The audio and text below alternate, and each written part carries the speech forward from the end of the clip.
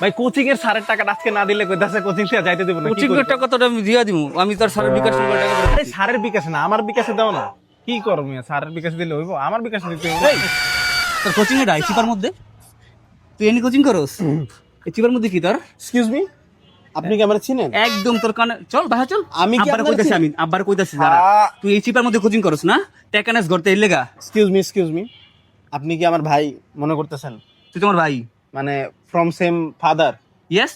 তাহলে ওই বাপরে যদি আমি কই যে ঘরের বড় ছেলে, যার কাঁধে এত দায়িত্ব, সংসারের সব বোঝা, আর যে ঋণটা আছে, বাসা ভাড়াও দেওয়া হয় নাই, তাই ওই বাপরে যা যদি কই ঘরের বড় ছেলে এখানে দাঁড়ায় সিগারেট খাইতেছে, সিগারেটের ওরে বাবা, হ্যাঁ প্যাকেট সিগারেটের প্যাকেট একদম বস্তা ভর্তি সিগারেট খাইতেছে, তাহলে মানে ঘরের লোকজন কেমনে নিবে? আর ওই বাপই বা কি করবে? দেখেন ঘরের যে ছোট ছেলে থাকে, হ্যাঁ ঘরের ছোট ছেলের তো কোনো ভুল টুল করলে মনে করেন বড়রা দুইটা থাপড় দিব, কাজ শেষ। কিন্তু ঘরের যে বড় ছেলে না, ঘরের বড় ছেলের উপরে তো পুরা সবার বিশ্বাস থাকে। স্যার আমি কি আপনাকে চিনি স্যার? না আমি আমি চিনি না, আপনিও চিনেন না, আপনার সিগারেটটা ভুল করে আমার হাতে এসে পড়ছে কেমনে জানি। জি স্যার, তাহলে আমি যাই স্যার।